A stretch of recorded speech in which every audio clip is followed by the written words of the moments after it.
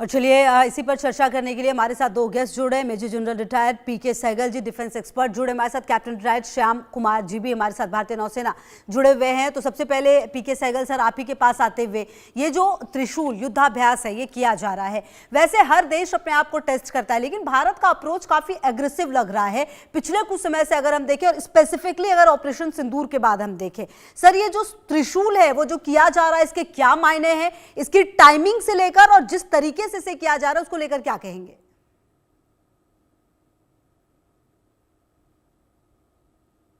Sir, आप अपने आप को अनम्यूट कर लें please.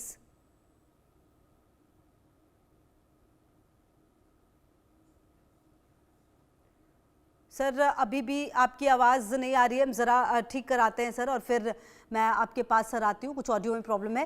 Captain retired Shyam Kumar ji भी हमारे साथ जुड़े हुए हैं। श्याम सर, ये सवाल मेरा आपसे भी है श्याम जी, कि जो ये अगर हम ऑपरेशन इसकी बात करें त्रिशूल की, जिस तरीके से तीनों सेनाओं की तरफ से ये ऑपरेशन किया जा रहा है, क्या संदेश देने की कोशिश है, और इसकी टाइमिंग की खास करके अगर हम बात करें तो ये कितना ज्यादा इंपॉर्टेंट हो जाता है?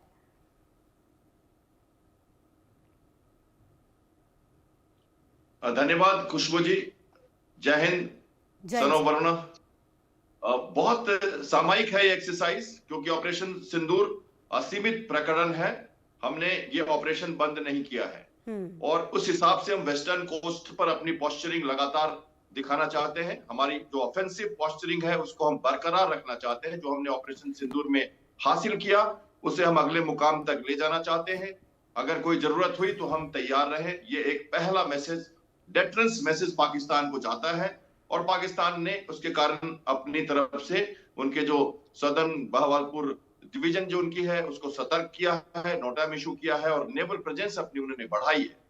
ये हमें समझना चाहिए कि सर्करिक के एरिया में उन्होंने कुछ दिनों पहले अक्टूबर सितंबर के दरमियान एक कंटोनमेंट का माहौल खड़ा कर दिया है और उनकी डिप्लॉयमेंट बढ़ गई है। सिविलियंस को जाना मना कर दिया सर्करिक में, और वो एक स्प्रिंग बोर्ड बनाना चाहते हैं वहां से भारतीय गुजरात कोस्ट पर और गुजरात के इलाके में। उनको ये लगता है कि वहां से वो कुछ ऑपरेशंस करके कुछ हासिल कर सकते हैं। हमारे राजनाथ सिंह जी ने 2 अक्टूबर को शस्त्र पूजा के दौरान गुजरात से उनको वार्निंग दी थी कि अगर कोई ऐसा दुस्साहस हुआ तो रास्ता जो है कराची का, वो सिंध कोस्ट से होके सर्करिक से होके जाता है, तो अगली बार शायद वहीं से अटैक हो और हम कराची वहीं से चले जाए, ये कह रखा है हमारे डिफेंस मिनिस्टर ने। तो उस हिसाब से ऑपरेशन जो ये एक्सरसाइज त्रिशूल है, ये एक रेगुलर एक्सरसाइज है, और इस बार हम 20,000 सेना के साथ 40 से ज्यादा हवाई जहाज और 25 से ज्यादा नेवल वॉरशिप्स ऑफेंसिव पोस्चरिंग में हम एक्सरसाइज वेस्ट कोस्ट पर सर्करिक की एक स्ट्रेटेजिक लोकेशन में कर रहे हैं, जो कि एक डिस्प्यूटेड टेरिटरी है और कह सकते हैं कि कंटेस्टेड वाटर्स है, जहां हमारी एक्सक्लूसिव इकोनॉमिक जोन सफर कर सकती है। अगर हमने सर्करिक की बाउंड्री चेंज की तो हम जानते हैं कि हमारे लिए रन ऑफ कच्छ और गुजरात का कोस्ट और सिंध का कोस्ट इंपॉर्टेंट है, जिसे हम सुरक्षित रखना चाहते हैं। तो ज्वाइंट सर्विस में, और एक तरह से कहिए कि हमने जो ज्वाइंट मैनशिप जय का जो नारा दिया है हमारे देश। अच्छा सर, इसमें यह भी माना जाए कि शत्रु सीमा में गहराई तक वार करने की क्षमता और मल्टी डोमेन वॉरफेयर जिसे हम कहते हैं, उसका भी अभ्यास होगा, और ये बहुत ज्यादा जरूरी हो जाता है ऐसे वक्त में, जबकि पिछले कुछ समय से अगर हम देखें तो साउथ एशिया में जो सर्कमस्टेंसेस है वो बहुत बदले हैं। कुछ देशों के संबंध कुछ देशों से बदले हैं। भारत की अगर हम बात करें तो अगर आप नेपाल से लेकर बांग्लादेश, श्रीलंका की बात करें, सबके साथ संबंध बिल्कुल बदल चुके हैं पिछले कुछ समय से। पाकिस्तान के संबंध जो है उनके देशों के साथ बदले। अफगानिस्तान जिसके साथ अच्छे सर्कमस्टेंसेस थे वो चेंज हो चुका है पाकिस्तान का। कुल मिलाकर इसीलिए ये बहुत ज्यादा जरूरी हो जाता है ऐसे युद्धाभ्यास को करना। बिल्कुल, जो चेंजिंग जियोपॉलिटिकल सिनेरियो की बात कर रही हैं आप खुशबू जी, वो बिल्कुल एविडेंट है। हमारे रीजनल स्टेबिलिटी में हमें अपनी पोस्चरिंग, ऑफेंसिव पोस्चरिंग और बिग ब्रदर का रोल डिजास्टर मैनेजमेंट में दोनों रखना होता है, और इस हिसाब से हम लगातार इंडियन नेवी खासकर डिस्टेंट ऑपरेशंस में, गुडविल विजिट्स में और ऑफेंसिव पोस्चरिंग दोनों में लगातार काम करती है। तो आप देख रहे होंगे कि गुजरात कोस्ट पे एक्सरसाइज, वैसे भी defence of Gujarat coast Indian navy हर साल एक बड़ा एक्सरसाइज करती है, और उसके सारे डोमेन, साइबर स्पेस से लेके नेट सेंट्रिक वॉरफेयर या इलेक्ट्रोमैग्नेटिक स्पेक्ट्रम को चेक करना, भी कई सारे चीजें चेंज हुई है, टेक्नोलॉजिकल एडवांसमेंट हुई है। और जो हमने देखा ऑपरेशन सिंदूर में, उसको देखते हुए हमें कई चीजें वैलिडेट करनी है। हमें थिएटर कमांड को भी वैलिडेट करना है, हमें वो सब करना है जो आगे के लिए जरूरी है, और दुश्मन को ये भी बताना है कि हम as a theatreised command army navy air force की ज्वाइंटमैनशिप के साथ, इनोवेशंस के साथ और आत्मनिर्भरता के साथ, इंडिजिनस कंपोनेंट के साथ हम ये एक्सरसाइज कर रहे हैं। ठीक है जहां सर, पर हम अपनी आती हूँ चीजें आपके यूज पास। कर पाएंगे, पीके उन्हें सहगल सर भी अब बेहतर हमारे साथ आ गए हैं। पीके सहगल सर, देखिए मेरा सवाल ये है कि जिस तरह से भारत ये युद्धाभ्यास कर रहा है, कुल मिलाकर ये कि अपने आप को समझना है, अपनी क्षमता को और ज्यादा बढ़ाना है, और इसके अलावा आप देखिए कि वास्तविक युद्ध के जो मल्टी डोमेन ऑपरेशनल वातावरण में सेना की जो क्षमता है, समन्वय है और अनगिनत जो तैयारियां हैं, परीक्षण उसका किया जाएगा, और ये बहुत ज्यादा जरूरी हो जाता है समय समय पर आप अपनी सेना को जो उसकी क्षमताओं को देखते और समझते रहे। एक्सरसाइज बार बार करता है, अपने तीनों सेना का जो है जॉइंटनेस है, इंटीग्रेशन है, कोऑर्डिनेशन है, इसको और मजबूत करने के लिए ऑपरेशन सिंदूर के बाद ये पहला 6 महीने का पहली एक्सरसाइज हो रही है, जिसका बड़ा क्लियर मैसेज है कि ये जो हमारी इंटरऑपरेबिलिटी है, कोऑर्डिनेशन है, जॉइंटनेस है, इंटीग्रेशन है, इसको बहुत बड़े पैमाने पर इंप्रूव किया जाए। ये एक्सरसाइज जो है, इसमें हिंदुस्तान का सदर्न कमांड, नेवी का वेस्टर्न कमांड और एयरफोर्स का साउथ वेस्टर्न कमांड हिस्सा ले रहा है। एक्सरसाइज 3 फेजेस में हो रही है। पहले फेज को लीड करेगा हिंदुस्तान की नेवी, दूसरे फेज को लीड करेंगे हिंदुस्तान की आर्मी, और कंक्लूडिंग फेज में जो लीड करेंगे वो है पाकिस्तान हमारी एयरफोर्स। जहाँ तक आर्मी का ताल्लुक है, आर्मी तकरीबन 20,000 से 25,000 सैनिकों को उतार रही है। हर प्रकार के मॉडर्न वेपन्स है आपके पास, जो अपाची हेलीकॉप्टर्स है, हमारे भीषम टैंक है, अर्जुन टैंक्स है, ब्रह्मोस मिसाइल है, आकाश मिसाइल सिस्टम है। नेवी जो है 20 से 25 destroyers, fighters backed up by fast attack aircraft boats और नेवल एयरक्राफ्ट के साथ हिस्सा ले रही है। जहाँ तक एयरफोर्स का ताल्लुक है, एयरफोर्स ने 40 से ज़्यादा हवाई जहाज जो हैं, जिसमें Su-30 और राफेल है, साथ ही साथ हेरोन और सी गार्डियन को भी डिप्लॉय कर रही है। वास्तव में एक किस्म से पाकिस्तान को बड़ा क्लियर मैसेज भेजना है कि हम हर प्रकार से तैयार हैं, हम किसी प्रकार का युद्ध नहीं चाहते, लेकिन अगर आपने किसी प्रकार की कोई भी कोशिश की हिंदुस्तान के जो सरकरी के एरिया में कोई भी शैतानी की या बॉर्डर में कहीं भी की, तो ऑपरेशन सिंदूर अभी खत्म नहीं हुआ। फेज 2 जो है इतना जबरदस्त होगा कि आपका हिस्ट्री और ज्योग्राफी दोनों बदली हो जाएंगे। अगर आपको याद है 2 अक्टूबर को हमारे डिफेंस मिनिस्टर ने बड़ा क्लियर मैसेज पाकिस्तान को भेजा था कि अगर आपने किसी प्रकार से कोई भी कार्रवाई की तो कराची का रास्ता जो है सर क्रीक के माध्यम से और होके जाता है जी। और जहाँ तक नेवी का ताल्लुक है, बड़े पैमाने पर एम्फीबियस ऑपरेशंस की तैयारी भी की जा रही है। एम्फीबियस ऑपरेशन किए जाएंगे सौराष्ट्र कोस्ट के ऊपर, और इनमें साथ इंटीग्रेटेड होगी हिंदुस्तान की आर्मी और एयरफोर्स। बड़ा क्लियर मैसेज है और बड़ा लाजमी भी है कि इस माफी का युद्ध अभ्यास हो, अपनी जॉइंटनेस को, अपनी इंटीग्रेशन को, आत्मनिर्भर भारत को दर्शाने के लिए और इसको टेस्ट आउट करने के लिए। ऑपरेशन सिंदूर के अंदर कुछ खामियां थी जी, जिनका मैं जिक्र तो नहीं करना चाहता क्योंकि वो उसका फायदा केवल पाकिस्तान को होगा, लेकिन हर एक्सरसाइज का मकसद होता है कि जो आपकी खामियां थी उनको हटाया, उनको दुरुस्त किया जाए, और जो आपकी स्ट्रेंथ्स हैं उनको और बढ़ाया जाए, और यही मुख्य मकसद है इस एक्सरसाइज का। बिल्कुल। ये एक्सरसाइज जो है जी बिल्कुल सही कह रहे हैं सर आप। अच्छा, और जिसकी हम बात करते हैं मल्टी डोमेन ऑपरेशन, जिसकी हम बात करते हैं, इसलिए भी बहुत ज्यादा जरूरी हो जाता है कि आज का जो युद्ध है वो थल सेना, जल सेना, वायु सेना का तो है ही है, लेकिन अब हम लड़ाई अंतरिक्ष और जिसकी बात हम करते हैं कि साइबर स्पेस, वो लड़ाई भी है, और उसमें भी आपको बहुत मजबूत होना है। इसीलिए इस तरह के ऑपरेशन बहुत ज्यादा जरूरी हो जाते हैं। श्याम कुमार जी। बिल्कुल, देखिए मल्टी डोमेन ऑपरेशन के लिए इसमें एक्सरसाइज में 2 बड़ी बातें होती हैं। पहला तो आप जो इलेक्ट्रोमैग्नेटिक स्पेक्ट्रम में, जैसे आप त्रिनेत्र कहते हैं उसको, तो त्रिनेत्र फेज में ये इलेक्ट्रोमैग्नेटिक जो स्पेक्ट्रम है, जो हमारा साइबर स्पेस है, और स्पेस से जो हमारी इंटेलिजेंस जो हम इंटीग्रेट करेंगे अपने साथ, और एंटी ड्रोन ऑपरेशंस जैसे हमें करना होगा, इनको सबको लाना होगा। तो ये मल्टी डोमेन ऑपरेशंस, अब सबसे पहले तो आप इलेक्ट्रोमैग्नेटिक स्पेक्ट्रम में देखो, और दूसरा साइबर सिक्योरिटी में देखो। तो इन दोनों में, और इस दौरान इंट्रूजन्स भी हो सकते हैं, हमें तंग भी किया जा सकता है, हमारे साइबर सिस्टम को डिस्टर्ब भी किया जा सकता है, तो उसकी भी टेस्टिंग होगी, लॉजिस्टिक सपोर्ट्स की टेस्टिंग होगी। और देखिए हमारे आकाश तीर है, इंटीग्रेटेड जो एयर डिफेंस सिस्टम है एयरफोर्स का, और त्रिकुण जो नेवी का एयर डिफेंस सिस्टम है, जो कोस्ट के बाहर समुद्र में है, पूरे 1,500 किलोमीटर से मकरान और सिंध का कोस्ट, जिससे हम सुरक्षा करते हैं समुद्र से, इन तीनों को इंटीग्रेट करके रखना होगा। एम्फीबियस असॉल्ट की बात करो, सबसे बड़ी बात, स्ट्रेटेजिक प्लानिंग के साथ खिंद कोस्ट पर और मकरान कोस्ट पर एम्फीबियस लैंडिंग करने की जरूरत पड़ेगी। हमने ट्राई किया था 71 में, हमने सोचा था, लेकिन उसकी जरूरत पड़ी नहीं। हमने बम्बार्डमेंट किया कराची पे और हमने उनको ब्लॉकेट करके अपनी जरूरत हासिल कर ली। लेकिन अभी जो हम कर रहे हैं सौराष्ट्र कोस्ट पर, वो हम एम्फीबियस लैंडिंग करने जा रहे हैं। आपको पता है 80,000 करोड़ के प्रोजेक्ट के साथ भारत सरकार ने 4 एलपीडी, जिस पर हमारे यूएवी और हेलीकॉप्टर्स लैंड होंगे, और वो करीब करीब 40-50 हजार टन का एयरक्राफ्ट कैरियर जैसा शिप बनेगा, जो अगले 10 सालों में हमें इंडक्ट करना है।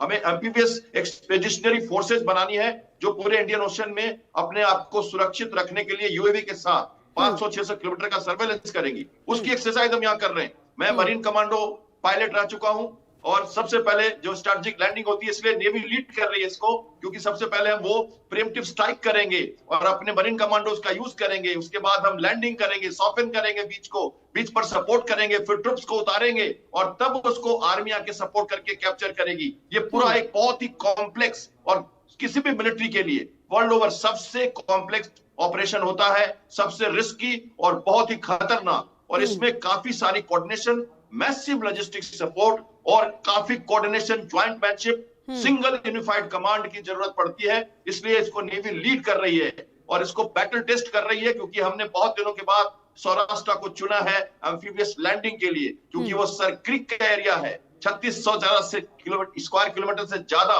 का वो एरिया, अगर बाउंड्री चेंज करने की बात करें तो हम लूज करेंगे। हमारी ऑयल, मिनरल, हमारे जो खनिज है वहां पे, हमारी जो एक्सक्लूसिव इकोनॉमिक जोन है वो सफर करेगी। ये हिस्टोरिकल पर्सपेक्टिव है, जिसको हमें दिखाना है, हमें उनको समझाना है। ये बात जो आपने कही है, ये बहुत ज्यादा जरूरी भी हो जाती है। पीके सहगल सर, जो भारत है वो ये संदेश देता है, अभ्यास का महत्व तो है ही है, इसके अलावा भारत ये भी कहता है कि हम शांति के लिए ये ताकत चाहते हैं। कहीं ना कहीं हमारे पास सब कुछ है, आधुनिक हथियार से हम युक्त हैं, हमारे पास हर वो हथियार है जो आपके हथियारों का जवाब दे सकती है, चाहे वो पाकिस्तान जैसे देश हो या फिर अन्य कोई भी दुश्मन देश हो। लेकिन उसके बावजूद भी हम किस तरीके से अपने को शांत रखते हैं, ये आपको सीखना चाहिए। एक संदेश देने की भी कोशिश है भारत की।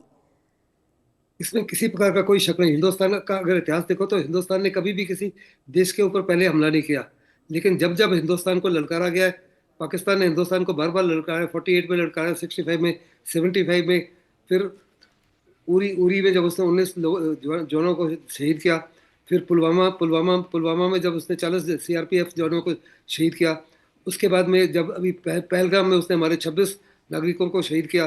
तो हिंदुस्तान ने जब जब पाकिस्तान ने हमको ललकारा तो हमने बहुत सख्त जवाब दिया है, और ऐसा जवाब पाकिस्तान को साफ तौर पे बताया जा रहा है कि हम हर प्रकार से तैयार हैं। और अगर आपने किसी प्रकार से कोई भी गलती की, हिंदुस्तान के खिलाफ किसी प्रकार का हादसा को अंजाम देने की कोशिश की, तो आपके लिए जो उसका अंजाम होगा सही नहीं होगा। और साफ तौर पे इस बारी जो कहा जा रहा है कि आपका जो हिस्ट्री और ज्योग्राफी दोनों चेंज हो सकते हैं। और ये ऑपरेशन, अगर आपको याद होगा, कुछ दिन पहले हमारे प्रधानमंत्री ने दिवाली जो है नेवी के साथ से विक्रांत पे स्टार्ट की, और उन्होंने साफ तौर पे इंडिकेशन किया था कि ये ऑपरेशन में हम नेवी को मौका देंगे। इसी में बड़े पैमाने पर जो है नेवी के तकरीबन 25 हवाई जहाज, फ्रिगेट्स एंड डिस्ट्रॉयर्स हिस्सा ले रहे हैं, फास्ट अटैक बोट्स ले रहे हैं, नेवी के जो नेवल कमांडोज मार्कोस वो हिस्सा ले रहे हैं, एयरफोर्स के गरुड़ कमांडोज वो हिस्सा ले रहे हैं, आर्मी के स्पेशल फोर्सेस और पैरा कमांडोज हिस्सा ले रहे हैं। साथ ही साथ BSF और कोस्ट गार्ड भी जो है वो भी as an auxiliary force backup, ताकि ये दर्शाने के लिए कि from national security point of view complete integration and jointness हो रही है बिटवीन ऑल दी फोर्सेस। और इससे पहले आपने एक सवाल पूछा था साइबर स्पेस के बारे में। इस एक्सरसाइज में artificial intelligence, information warfare, electronic warfare और साइबर वॉरफेयर, इन सबको इंटीग्रेट किया जाएगा, ताकि दुश्मन को साफ तौर पर नजर आए कि हिंदुस्तान किसी प्रकार से उसको बख्शेगा नहीं। और अगर आपको याद होगा तो ऑपरेशन सिंदूर के बाद में हमने कहा there is been a total paradigm shift. अभी से अगर हिंदुस्तान के खिलाफ कोई भी हादसा हुआ, एक तो हम न्यूक्लियर ब्लैकमेल को एक्सेप्ट नहीं करेंगे, हमने पाकिस्तान के ब्लफ को पहले ही कॉल कर दिया है। दूसरा, हम घुसकर पिटाई करेंगे exactly in the same manner जैसे हमने ऑपरेशन सिंदूर में किया। और तीसरा, हम उनको भी नहीं बख्शेंगे जो इसके स्पॉन्सर है।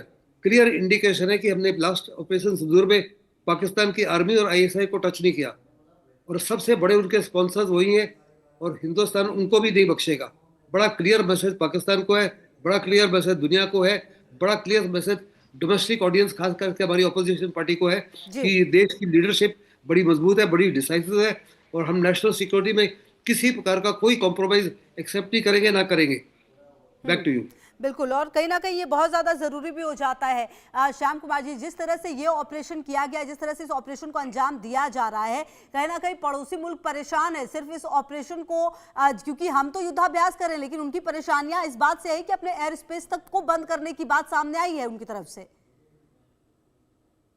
बिल्कुल परेशान है, मामला संगीन है, पूरा पाकिस्तान गमगीन है। और मैं आपको विश्वास दिलाऊं, अगर कुछ हुआ तो अगले दिन सर क्रीक का पानी कम नमकीन है। मैं आपको कहना चाहता हूं ये बात।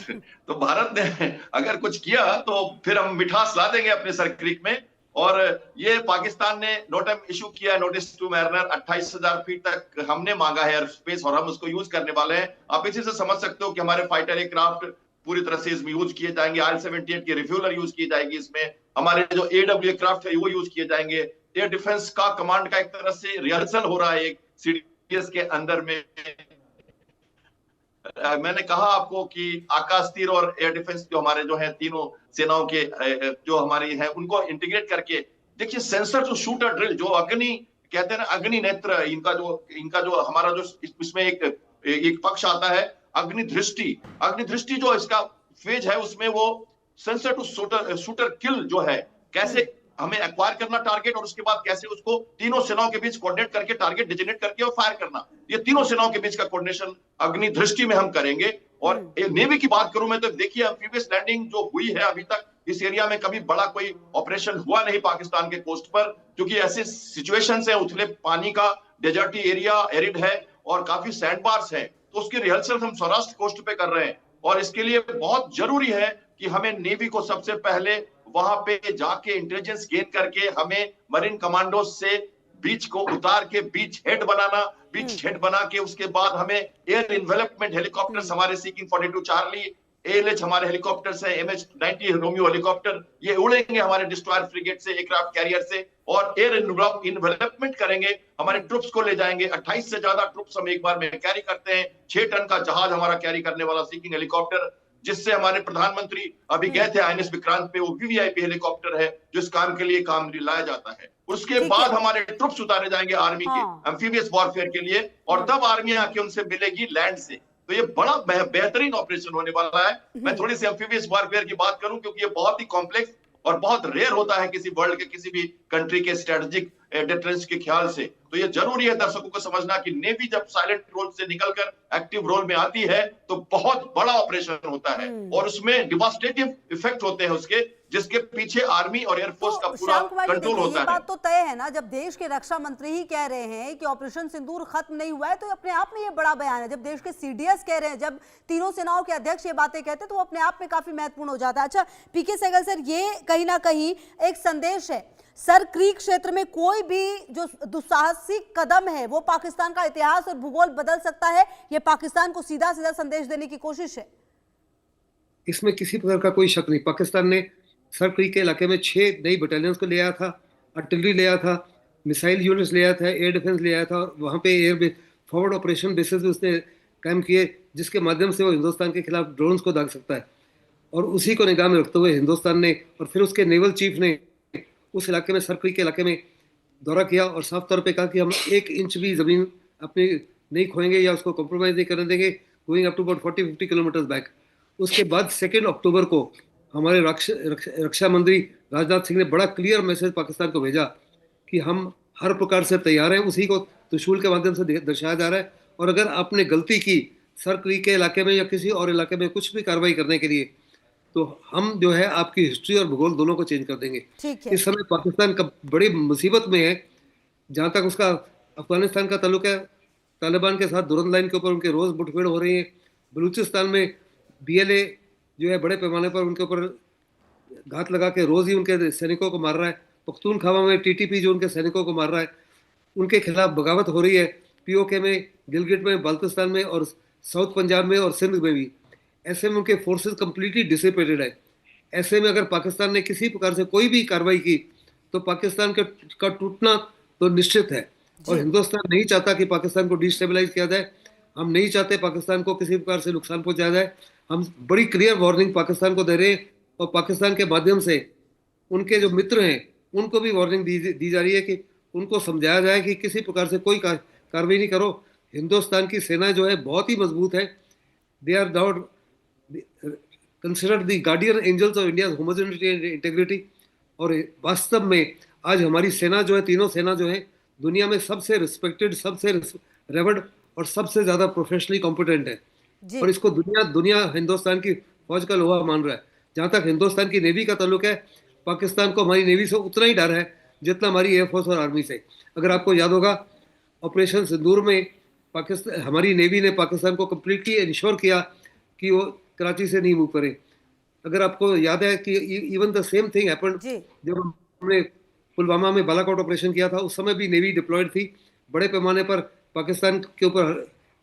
और अगर आपको याद होगा तो 71 में नाइट 3rd 4th को हमने पाकिस्तान के कराची पोर्ट और ग्वादार में आग लगाई थी, और 8th 9th को फिर रिपीट किया था। Right till the end of the war वहां पे आग लगी रही, और नेवी ने बहुत शानदार तरीके से अपना रोल निभाया। अभी नेवी जो है is looking for an opportunity, वो भी ताकि दुनिया को दर्शा सके कि हिंदुस्तान की नेवी आज से पहले से कितनी ज्यादा मजबूत हो चुकी है। बिल्कुल। इसमें और किसी प्रकार का कोई शक नहीं होना चाहिए। लेकिन पाकिस्तान को अगर शक है तो शायद अगर ऑपरेशन सिंदूर फेज 2 हुआ तो शक हमेशा हमेशा के लिए दूर बिल्कुल हो जाएगा। हमेशा हमेशा के लिए दूर हो जाएगा, क्योंकि फिर शक करने की कोई वजह रहेगा नहीं, क्योंकि पाकिस्तान का रहना भी मुश्किल ही है।